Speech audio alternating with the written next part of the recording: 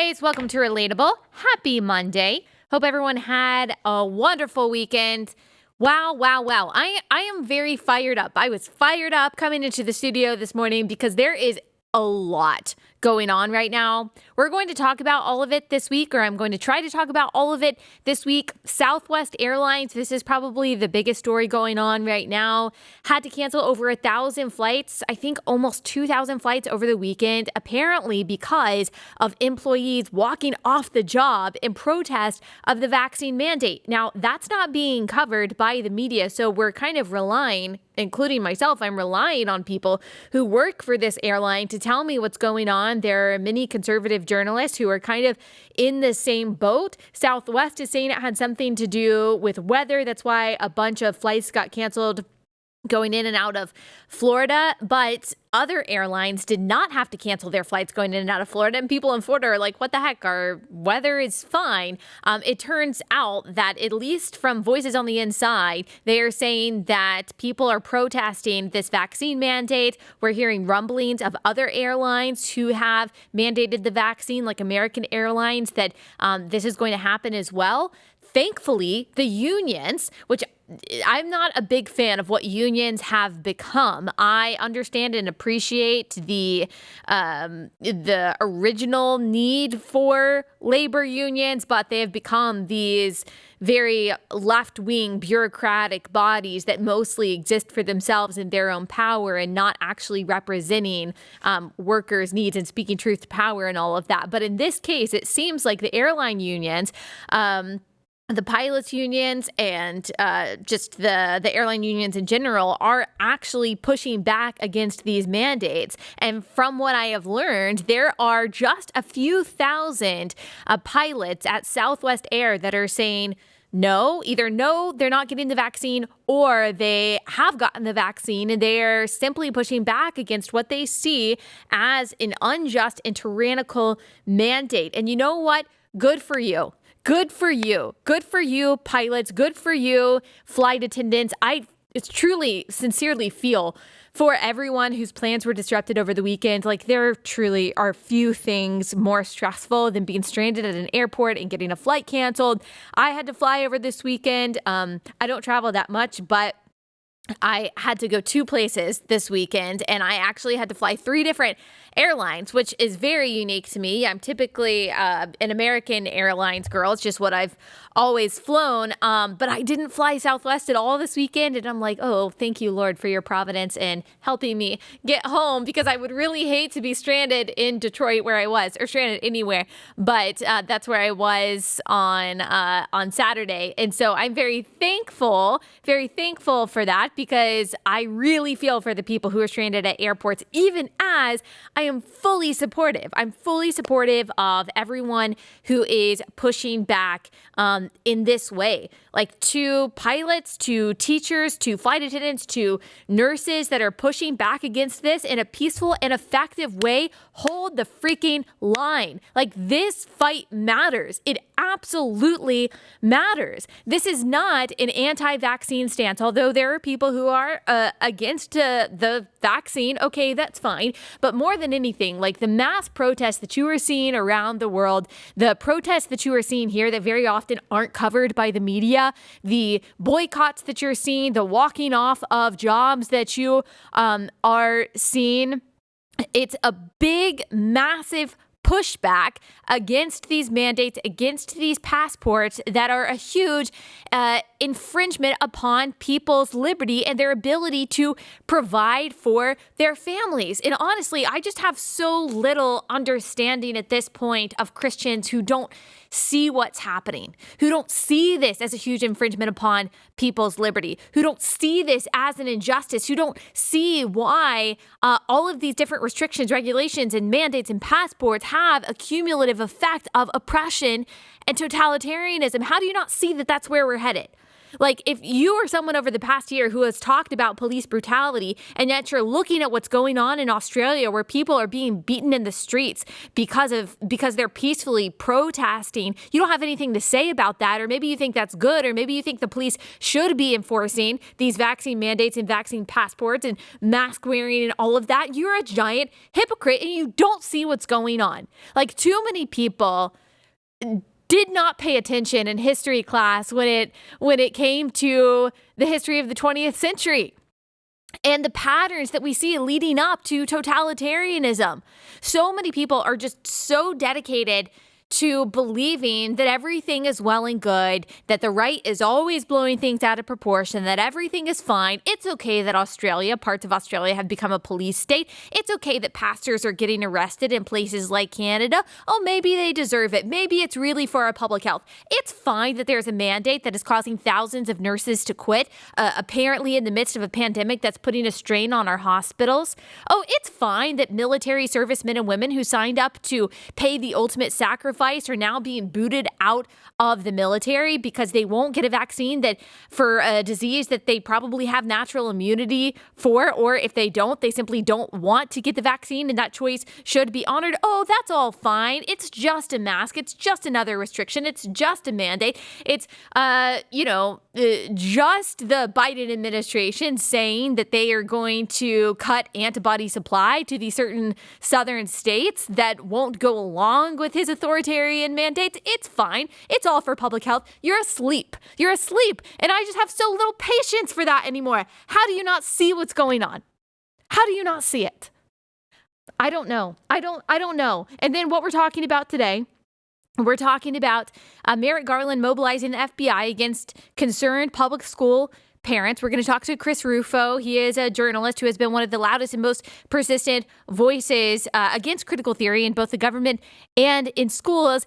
I don't see how anyone could look at this story that we're going to talk about today, the other stories that I just mentioned, and gosh, I haven't even talked about the supply chain issues, the fact that there are shipping containers all around outside of the United States that can't actually unload all of their supplies because we have a worker shortage, the fact that the Biden administration claimed that they were going to add 500,000 jobs last month. It was less than 500,000 jobs. 200,000 jobs were only added last month. The economic crisis that we are going through and are about to go through. I haven't even talked about all of that. How do you not see what's going on? That we are being destroyed from the inside. How do you not see it? Anyway, we only have time to talk about one of these things today. We'll talk about the rest of them for the rest of the week. But we're going to talk about this. We're going to talk about this memo from the Attorney General today and what it all means. And then I'll have just a couple words of encouragement at the end for you.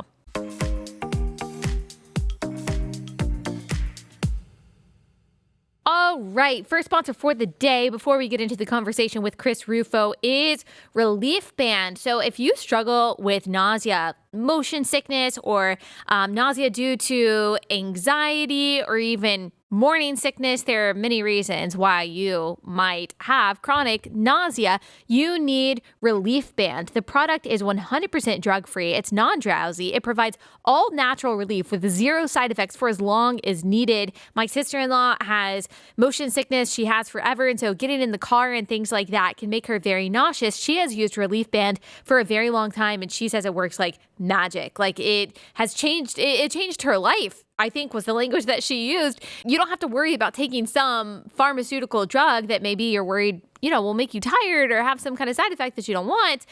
Relief Band is all natural. It stimulates a nerve in the wrist that travels to the part of the brain that controls nausea. Then it blocks the signal your brain is sending to your stomach, telling you that you are sick. I mean, this can really be a game changer if you're someone who has to travel a lot and yet deals with nausea and sickness as you are traveling. If you go to reliefband.com and use promo code Allie, ALLIE, you will receive 20% off plus free shipping and a no questions asked 30-day money-back guarantee. So head to RELIEFBAND.com. Use my promo code Allie for 20% off plus free shipping.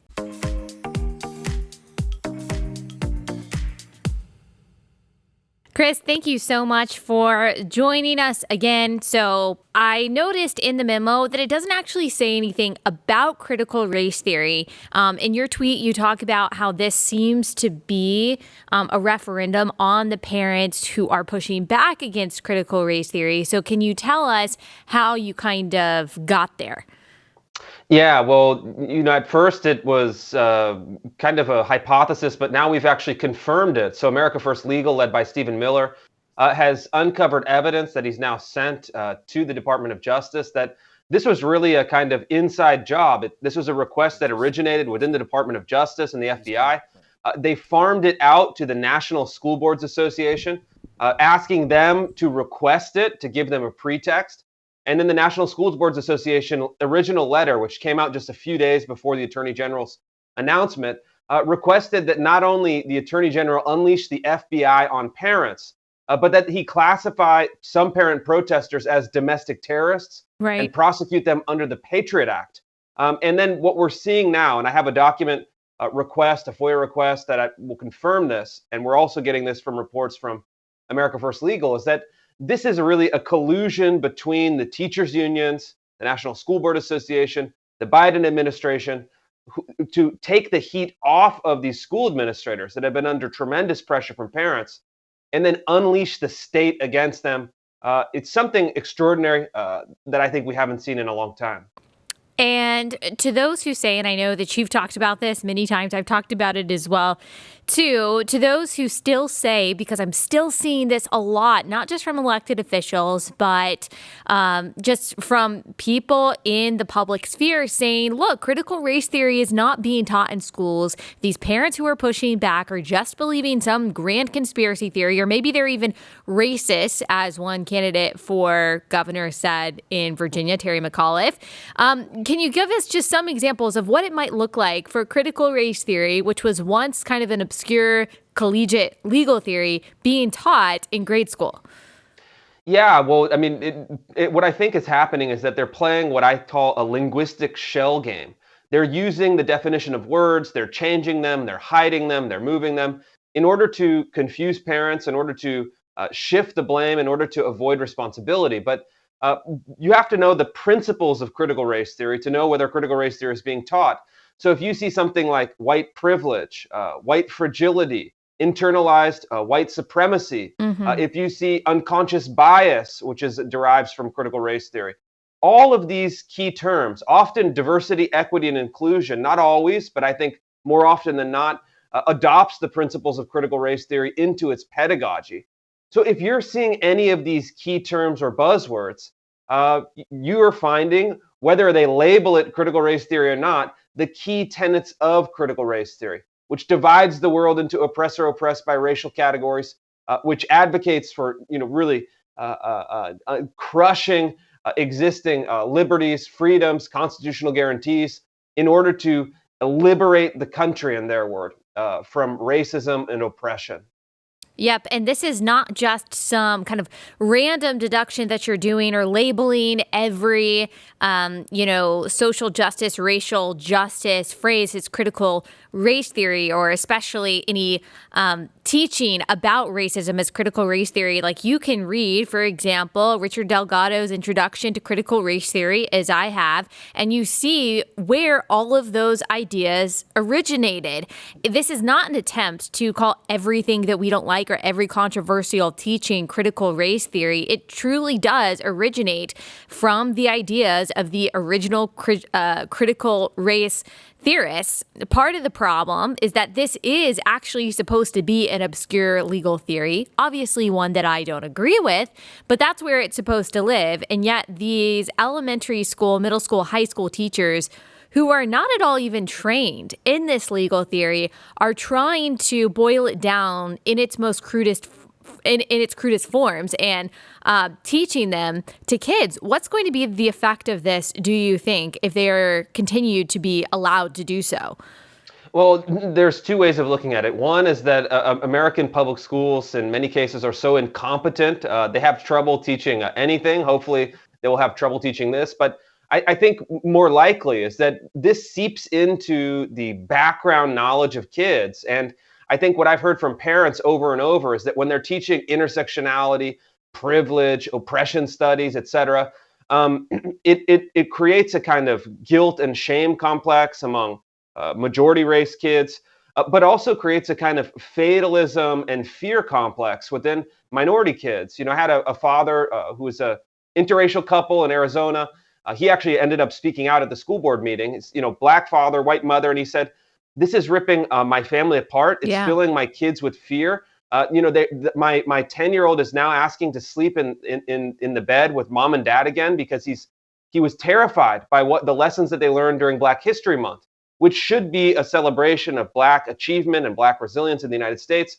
But this father said it filled him with fear that he would be hunted down and murdered by the police at any moment, that he couldn't ever succeed in life. And I think we're seeing now enough of these examples where they're saying not just that there has been historical groups of people in the United States with power and privilege, which is absolutely true and should be taught extensively, honestly, sometimes even brutally. But it's saying that you, 5-year-old, 6-year-old, 7-year-old, by virtue of your skin color, are inherently oppressive. You are responsible for the collective crimes of the past committed by people who look like you. It's one thing to teach honest history. It's quite another thing to teach critical race theory. Exactly. And that's the accusation that people, teachers, parents are getting from the left, that people who are pushing back on this just don't want anyone to talk about racism, or they don't want anyone to talk about, the history of white supremacy or slavery or Jim Crow in the United States. And that's not true at all. And not only do I believe that those things should be taught at the right time in the right way, but I actually think that critical race theory gets in the way of teaching those ugly points in American history accurately. Because if you are only looking at history through the lens of Black oppressed and white oppressor, then you're missing a lot of nuance. You're missing a lot of in between. You are missing the other reasons that other kinds of injustice happen. Like, you are teaching a form of morality that is based on skin color and not based on actual character, not based on motive, not based on intention, not based on things that actually happened and the outcomes that were actually exacted.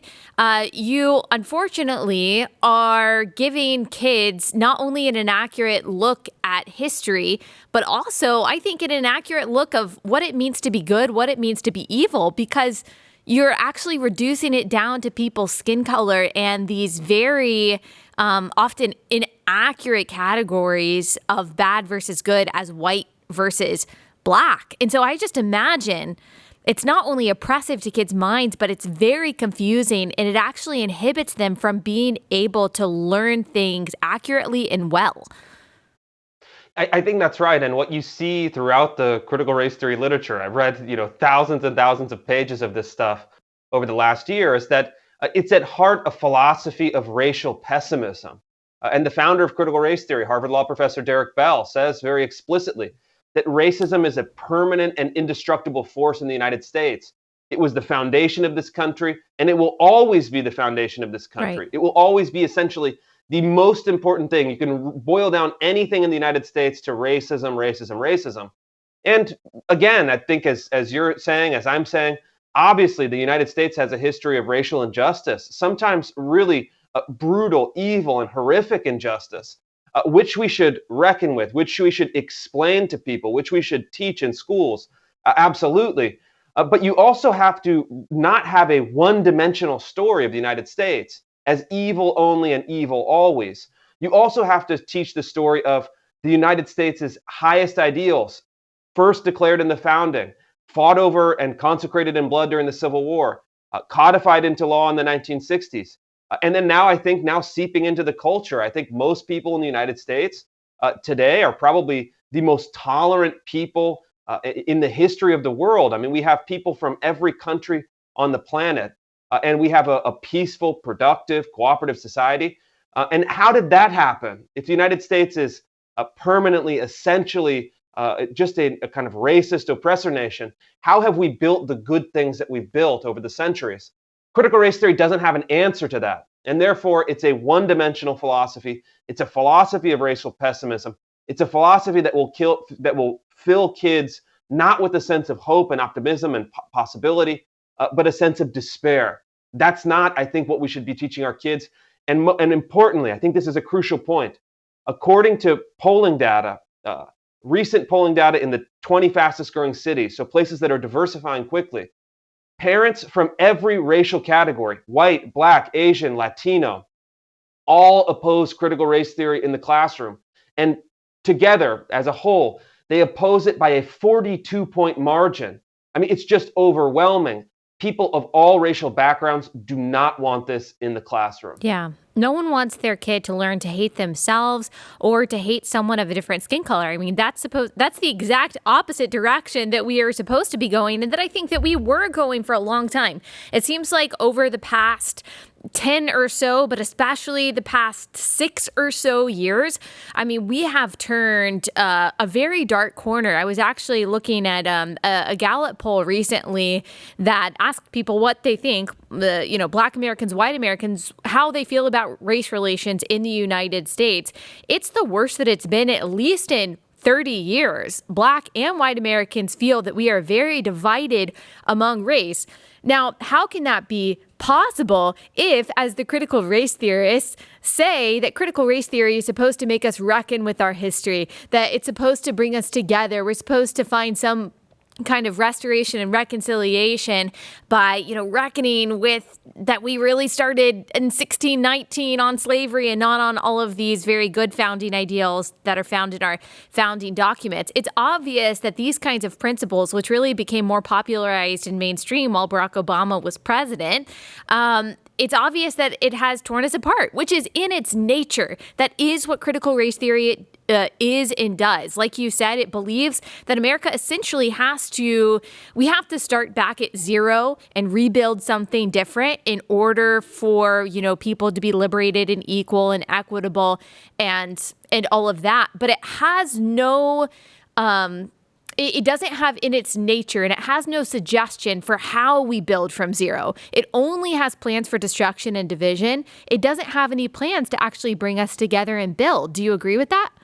Yeah, that's right. And that's one of the most striking things when you actually read the literature of critical race theory. You go through, you read the books, and you say, okay, point, diagnosis of the problem, and what should we do about it? And on this point, the critical race theorists are more or less silent. They have very little to offer in the way of practical solutions. But what you see at the kind of end of a lot of these essays, or in the kind of margins of a lot of these books, is that they default to the old leftist ideology that has always animated that political movement. They want to seize and redistribute property. They want to severely limit or restrict the First Amendment. They want to, in essence, abolish the spirit of the 14th Amendment, replacing equal protection with group identity-based protection. And then they want to subvert and destroy the system of free enterprise and capitalism, and want to install a bureaucracy with an almost totalitarian reach in order to enforce their ideology of quote-unquote anti-racism. And then you get the kind of outlines of a system that looks not much different than the kind of bureaucratic socialist regimes of the 20th century, which all ended in disaster. So if you're looking for hope, if you're looking for solutions, you're not going to find it with CRT. No, you're not. And what's interesting to me is that, they've been saying the same things for a very long time. I picked up a book by Thomas Sowell that was written in 1984, and it was called Civil Rights, Rhetoric or Reality. I think it's Rhetoric or Reality. And he addresses all of the things that we're talking about because they've been around for a few decades now. I assume that is the reason why the media doesn't elevate Thomas Sowell as an influential Black voice that we should be listening to, because he has destroyed all of these arguments with basic economic data for a very long time.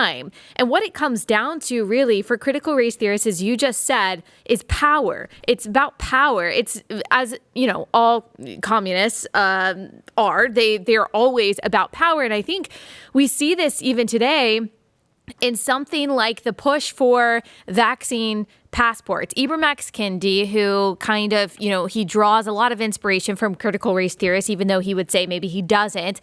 His whole shtick is that any law that has the impact or the outcome of a disparate impact on Black and brown Americans is racist. It is the impact, not the intent. And so, considering that the majority of Black Americans, there's the highest percentage of people in Black Americans that are unvaccinated, things like vaccine passports will disproportionately affect Black Americans. And according to Ibram X. Kendi and other critical race theorists, that is then, by their definition, racist. And yet, I see maybe a few Black Lives Matter people talking or standing up about for that, against that, pushing back against that in places like New York City. But for the most part, I don't see Robin DiAngelo and Ibram X. Kendi and a bunch of Democrats on the left who call themselves anti-racist pushing back against things like vaccine passports, even though they will disproportionately affect Black Americans. Why do you think that is?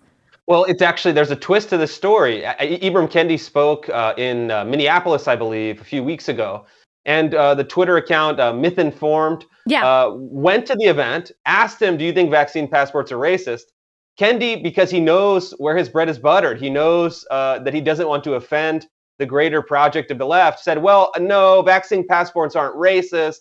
Healthcare is racist, and society is racist, and history is racist. Which leads to things that may look like racist outcomes, but aren't. And I mean, stumbled into this ridiculous thing, got exposed and embarrassed on Twitter, and then surprise, surprise, Twitter just hunted down and took down all of these videos. Really? Yeah, they did. They took down the videos with really no explanation, and then temporarily blocked the accounts of people who were posting them. To protect Ibram Kendi's reputation because he had botched this question so bad.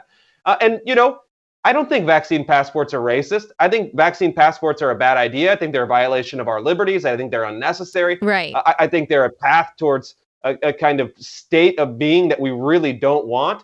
But certainly the anti-racists should be consistent. But what we see over and over is that they're not consistent. Because their goal is power. Their goal is control. Their goal is to move the country left. And I think that you have to think race is the means, Marxism is the end. Yeah. This is the kind of two-part formula that they've used for decades, and we see very clearly patterns today. Yeah, and I'm with you. I don't buy this definition that impact, not intent, is the formula or the qualification for what is racist. So I don't think they're racist either. But gosh, like you said, if anything, according to their definition of racism is racist, it's certainly vaccine passports, which are not just disproportionately affecting Black Americans in some like intangible way. I mean, you're literally segregating them from society. Like you are blocking unvaccinated people, which happen to be disproportionately Black in places like New York City. You're blocking them out of polite society. And wow, what a coward. That's not the only time that Ibram X. Kendi has been exposed for something that is hypocritical, or in this case, it was something that wouldn't be popular on the left. He made some comment in an interview that he would be really sad if his daughter came home and said that, or his daughter, I think, did come home and say that, she thinks she's a boy now. And instead of him celebrating it, he said, that really made him really sad and distressed. And that got buried real quick. You have to, I guess, protect Ibram X. Kendi at all costs. Yeah. Now, I want to get back quickly to this DOJ memo. What I want to know is, and I know the answer, but I want you to tell us, is there any evidence of concerned parents threatening or causing violence towards school administrators, school board members, at least in large numbers? Like, is the DOJ justified in any way to mobilize the FBI against allegedly violent parents? No, and I'll explain why. I mean, if you look at the evidence outlined, the Biden administration DOJ memo cites zero evidence. Right. They cite no evidence of threats. They cite no evidence of violence, no evidence of any kind of credible claim towards domestic terrorism. But the NSBA letter, which started this whole thing, was served as a pretext. I actually went through every footnote in the letter, every report, every bit of data, and they only provided one single example of parent violence against a school official. An individual, a 30-year-old man in Chicago, was being taken out of a school meeting after disruption. And then he committed a battery against a school official. It's not clear whether he swung at him or pushed him or her, but a simple battery, which is condemnable. You shouldn't be assaulting or committing battery against school officials or anyone else, obviously. But it's hard. One case of a simple battery is hardly the pretext for a national counterterrorism investigation involving every branch of government. And guess what? Shoving a school board official is not domestic terrorism. It's something that can be easily handled by local law enforcement. You arrest the person, you charge them, you take them to trial, and then, at worst, they serve a little bit of time in jail, as they should. But what they're doing is they're taking this energy that's out there, and because it's conservatives, they're using it as a pretext to say white supremacy, domestic terrorism, kind of criminalizing dissent. And I think what you're seeing is that you don't need a real pretext in this society right now. MSNBC will go to great lengths to cover for you. The New York Times will go to great lengths to cover for you. David French will go to great lengths to cover for you. David French might go to the greatest lengths of all. I mean, his length is on this stuff is endless, and his hypocrisy is boundless. But really, they know they're going to get cover from the left wing and then kind of formerly right wing media. So they can just brazenly lie to say that parents who show up and they're angry, parents who show up and they're yelling, parents who are showing up and they're disruptive. It's not just that this is a kind of boisterous, loud part of democracy. Maybe parents should tone it down a little bit. I think it would be better if they did personally. Yeah. But no, boisterous, loud arguments, yelling. This is domestic terrorism. I mean, it's absolutely absurd, and the idea that anyone would buy into it, I find really disturbing, because if they can use this as a pretext, they can use anything as a pretext. They can come after you.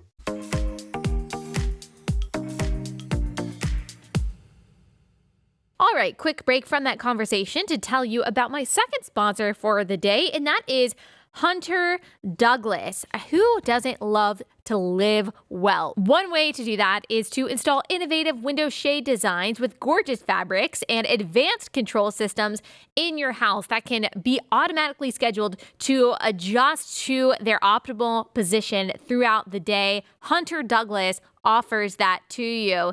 It's the way the shade diffuses the harsh sunlight to cast a beautiful glow across the room. It's the way that it enables you to enjoy the view outside while protecting your privacy inside. Maybe it's the superior insulation the shades provide, keeping you warmer in winter, cooler in summer, lowering utility bills, that all make Hunter Douglas awesome. My parents have been using Hunter Douglas shades for decades. They have them all in their house. They work super effectively and they look really good too.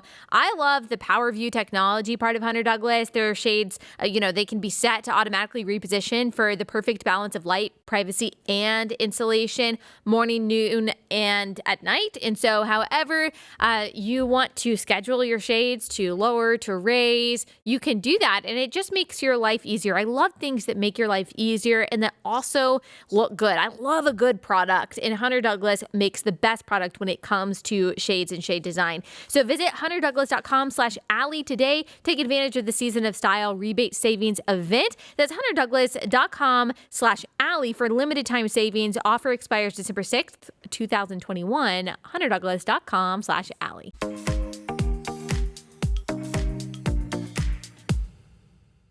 And, the point on David French, I have really learned a lot from what he, used to write. I appreciate a lot of his advocacy work for things like the First Amendment, and I've given him the benefit of the doubt many, many times because I don't think he's a bad person. His evolution, at least in my eyes, over the past couple years has been disturbing, particularly on this. When I did ask him, I tagged him, underneath your tweet asking him, and he said that there, has been an increase in threats and things like that. And so I looked into it, and the letter that the NSBA sent does include a couple examples of what they consider domestic terrorism. Apparently, according to them, there was a guy giving a Nazi salute at a meeting.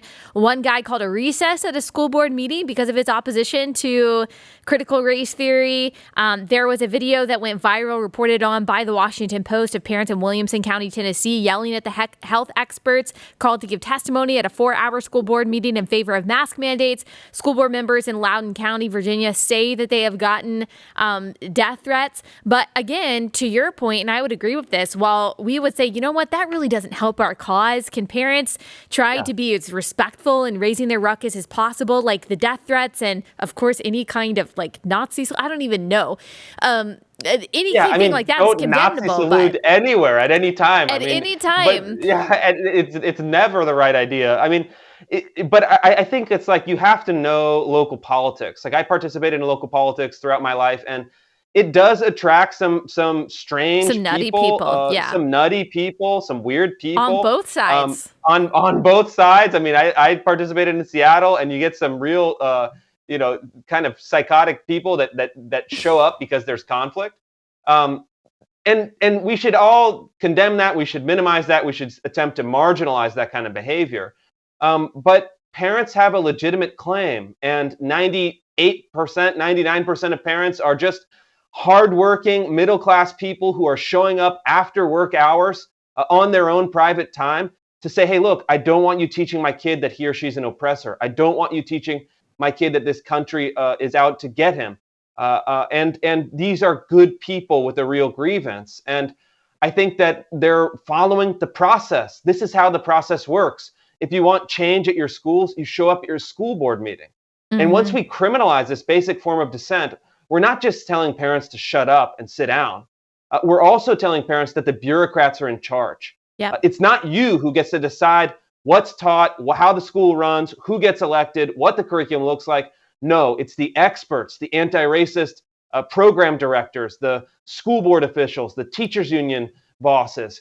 We are in control. You're merely a kind of cash service for us. Yeah. And that's the message that they're sending. And I think parents are really revolting against that because they want to know that they still have democratic rights and democratic participation within our system, especially at that local level. Yep. And it's obvious what Democrats and bureaucrats in general think about this. Terry McAuliffe, again, running for governor in Virginia, recently said in an interview, in a debate actually, against his Republican contender, that parents shouldn't have a say in what gets taught in schools. And that's not just one thing that's said. Obviously, he's a mainstream Democrat, but we have heard this kind of rhetoric coming from academics, coming from left-wing researchers, coming in so many words from activists and politicians on the left, that really parents just need to step aside. They need to step aside for a second and realize that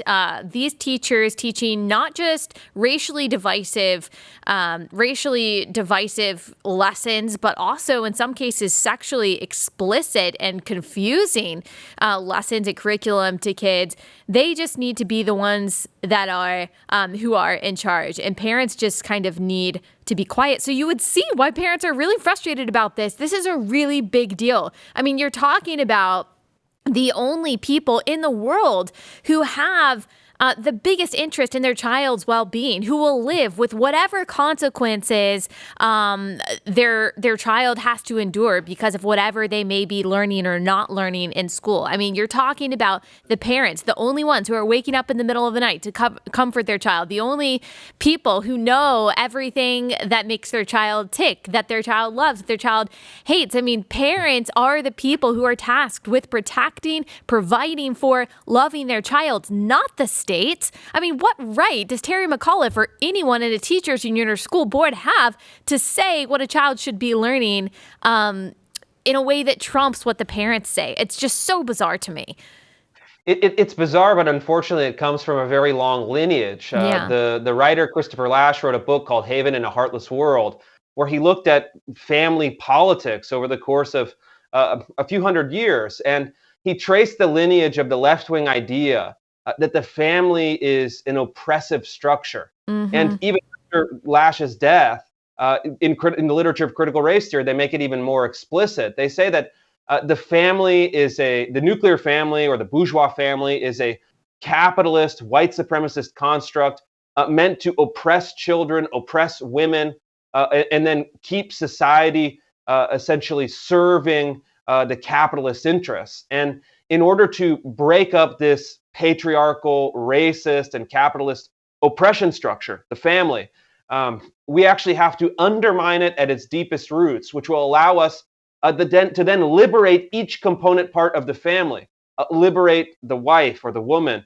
liberate the children from the oppression of the father, from the oppression of the greater society. And so this has a long historical legacy. And in fact, I did a story, a scoop in Buffalo Public Schools. They were teaching as part of their official racial justice curriculum to disrupt the nuclear Western family. Yeah. They were teaching kids as young as kindergarten that your family is oppressive, your family is evil, you need to be inducted into our politics and liberated even from your own parents. Yeah. And without putting too fine a point on it, you see this in China's Cultural Revolution in the 1960s, where they're using children, they're using young people, they're using students and turning them against their parents, whether they're ratting them out to the authorities, whether they're hauling their teachers out of the classroom, filling their mouths with dirt, and then executing them. I mean, you had teenagers doing this kind of stuff on behalf of the state. We're not anywhere near there. I don't mean to say that there's a parallel, but certainly there is a kernel of this same kind of cultural spirit that I see in this left-wing ideology at this point, thankfully, at least in the abstract. Yeah. And I see I'll say there's a parallel, obviously not to that level, but it all does come from the same lineage. And I mean, you saw it throughout the 20th century. You saw it in Pol Pot's Cambodia. You saw it in anywhere there was totalitarianism, and in particular communism, but also fascism, especially in the 20th century. You see this recruitment of children for the cause of the people in charge. And you see this also in the dystopian novels like Brave New World in 1984. They both get certain things right about the moment that we're in, and lots of moments throughout the past 100 years. But the one thing that both of those books share is the disintegration of the family.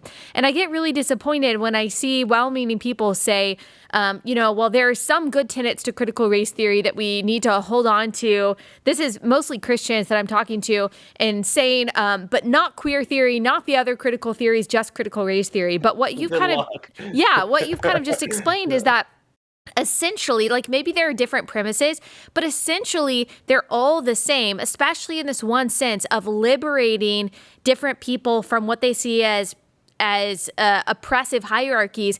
And one of those is the family. We see this certainly in the form of what queer theorists would call like sexual liberation of kids. That's part of why we are seeing a lot of what parents are uncovering at these school board meetings, reading, just sexually grotesque, glorifying things like pedophilia and child rape in books that are recommended to and assigned to middle schoolers. That's not critical race theory, but that is part of the umbrella of critical theory, the liberation of children, the disintegration of the parent-child relationship. It all works together, don't you think? Yeah, it does. And we're seeing all of these interlocking theories now really come to fruition in the school systems. And it all starts with the original critical theory, which in the United States came to its kind of high point in the late 1960s, early 1970s, and then spawned all of these related ideologies, whether it's post-colonial theory or gender theory, queer theory, critical pedagogy, critical race theory, critical whiteness studies. All of these ideologies share a central what the philosopher Herbert Marcuse called new sensibility. Yeah. And they operate by negation. It's a dialectical philosophy that operates by destroying, shredding, and undermining existing institutions which are deemed oppressive, with this idea that once you shred them, once you destroy them, those individuals that are caught in those social institutions will be liberated. And I guess for all of our friends who are Christians or like me and a Catholic, guess what? In this ideology, the greatest oppressor of all is God. Mm-hmm. It's a myth that's used, in their words, it's a myth that's used to subjugate people, to habituate them to oppression, to provide them succor for the afterlife, while actually exploiting them in the present life. Going all the way back to Marx, this has been the Yeah. steady line. And this is not the civil rights movement in the 1960s, Yeah. which harkened back to two things. They predicated their philosophy on two things: the Declaration, Martin Luther King famously student of the Declaration, and then also the Bible. This was a largely Christian movement, formulated and really advanced from black churches.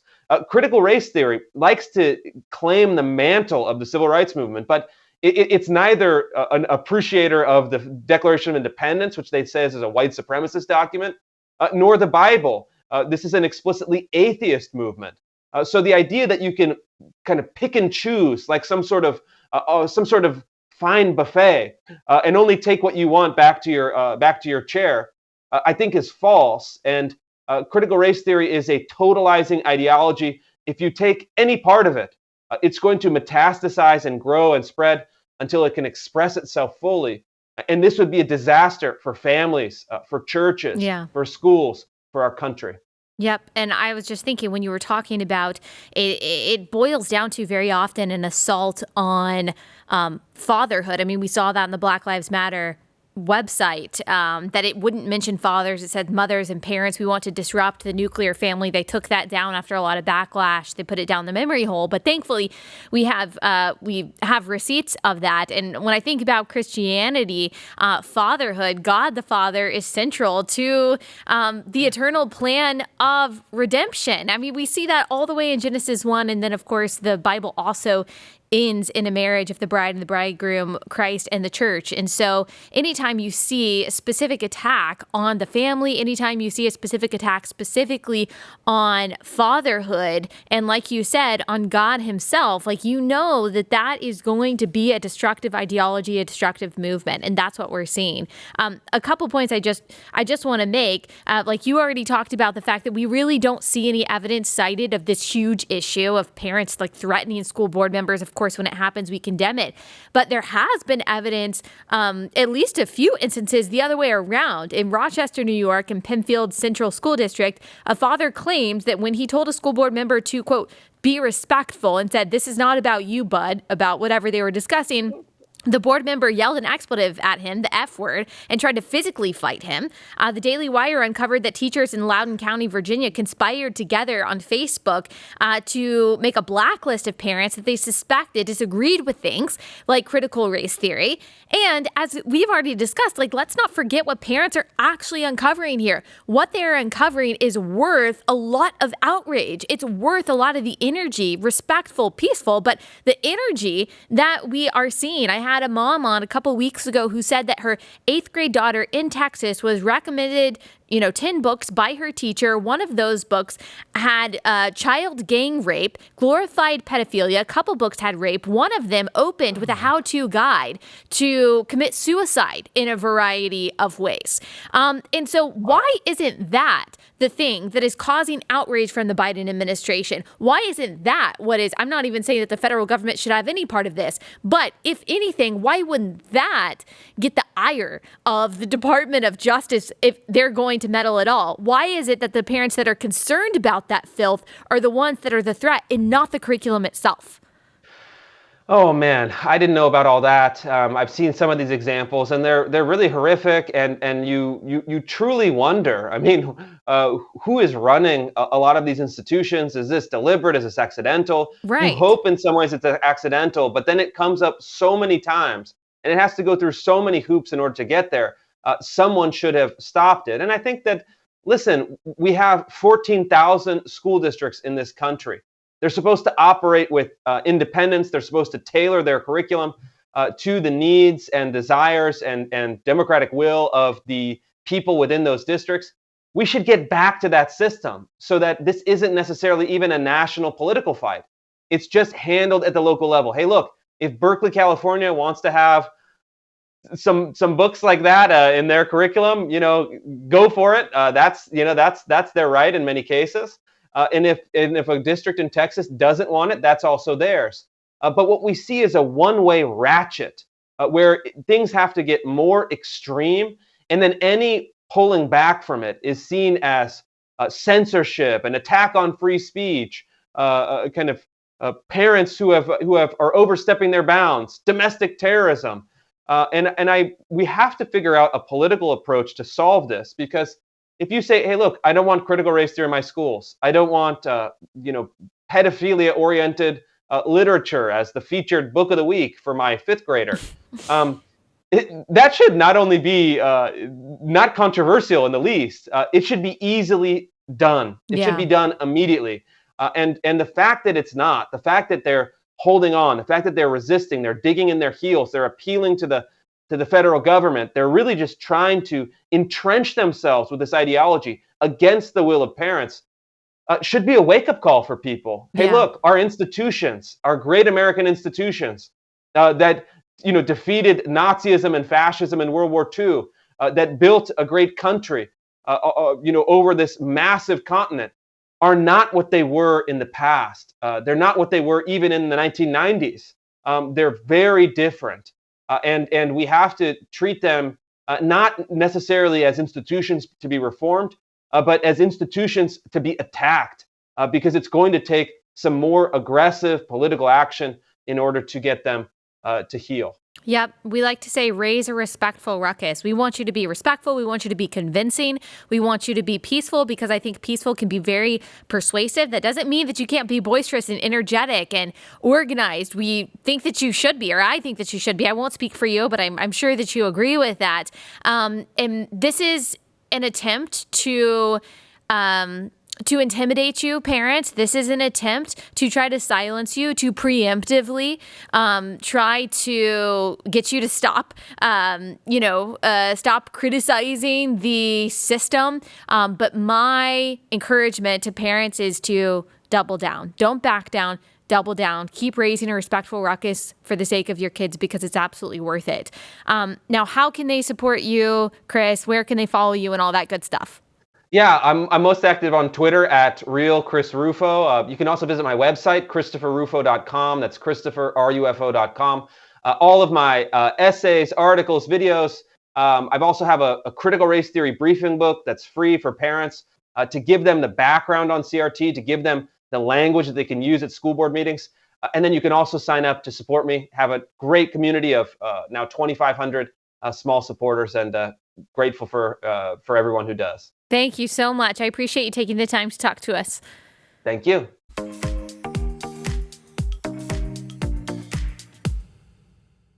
Okay, before I give you those final words of encouragement, I've got to tell you about a new sponsor, and that is MarPipe. So MarPipe is the new multivariate testing platform for Facebook ad creative that lets you do creative testing better. The average MarPipe customer reports that their ad performance doubles in less than 30 days. This is not some spam offer that you find in your spam folder.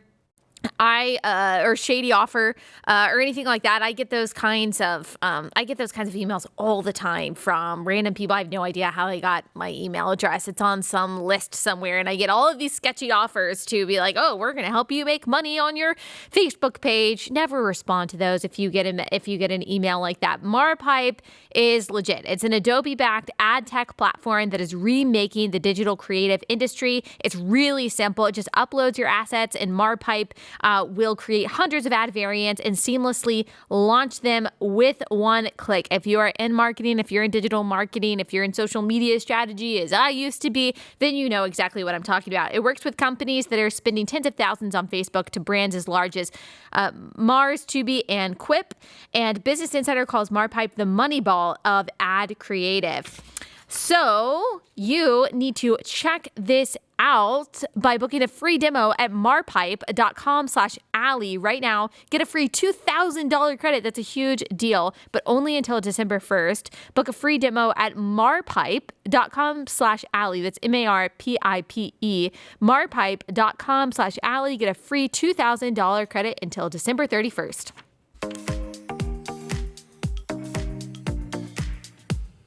All right, I just want to give you guys a couple words of encouragement. I know that I came in hot at the beginning of this episode. I'm still coming in hot at the end. I'm just super fired up about this moment that we're in.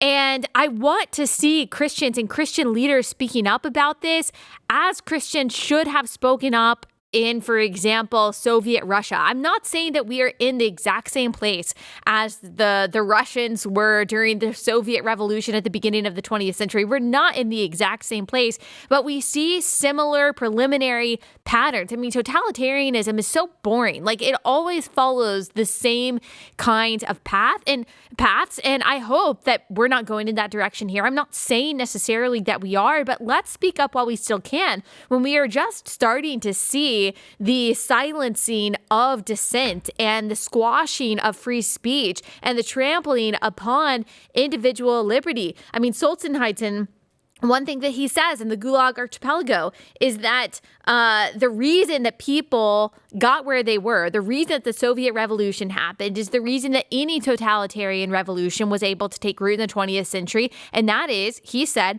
that men have forgotten God. And so it is incumbent upon Christians following the strong Reformed Christian tradition that we have to push back against tyranny. As you can see, maybe we can pull up my John Knox quote over here on the side if you are watching from on YouTube. Resistance to tyranny is obedience to God. That is a way to love your neighbor. As we say, politics matter because policy matters, because people matter. Politics affects policy. Policy affects people. So this is a way, not the only way, maybe not even the primary way to love your neighbor, but one way to love your neighbor is to push back against tyranny, to hold the line, to raise a respectful and peaceful ruckus. You push back. What you're seeing right now, you're seeing people organized with other like-minded people in their organization. They're strategizing. They're coming up with a cohesive message, and they're taking a risk. They're taking a risk to make a point that they don't want their individual liberty trampled on. And tomorrow, when we talk about this a lot more, we're going to talk about some COVID stuff tomorrow. I'll try to come up with some resources for you guys because I'm constantly asked, what do I do? How do I push back against this? How do I protect my individual choice? My husband is losing his job. I mean, I've talked to wives of firefighters, of police officers, of servicemen, of all kinds of different employees and different workers in our economy who are losing their jobs and their means to provide for their families because they're willing to stand for their individual choice, whether they've actually gotten the vaccine or not. That is honorable. That is, I am behind you and I will support you and I will help you however I can. Hold the line. Hold the line. It is worth it. It's worth it. Like, now's not the time for nostalgia. When we look back at the 1990s or the early 2000s, when it seemed like, America was better, it was still this beacon of liberty and that people could come together, the right and the left. We just don't live there. We don't live at that time anymore. It's time to stop looking back. We can't go back. The only way is forward. And the only way that we even have any chance, I don't know if we have a chance, honestly, the only way we have any chance or any hope of preserving the liberty that so many people have fought and died for is to do our own part in holding the line and sharing the arrows with people who are holding the line in very risky ways by potentially losing their job standing up for this liberty. So that's our role. If you don't know what to do, how to fix all of this, we can't. We still serve a sovereign God who is totally in control. All we can do is the next right thing in faith, with excellence, and for the glory of God, both big and small. That's the only role that we have, whether that's speaking out or just doing what's right in front of us, big and small ways. That's all we can do is the will of God with joy. All right, that's all I got for today. We'll be back here tomorrow to talk about the rest of it.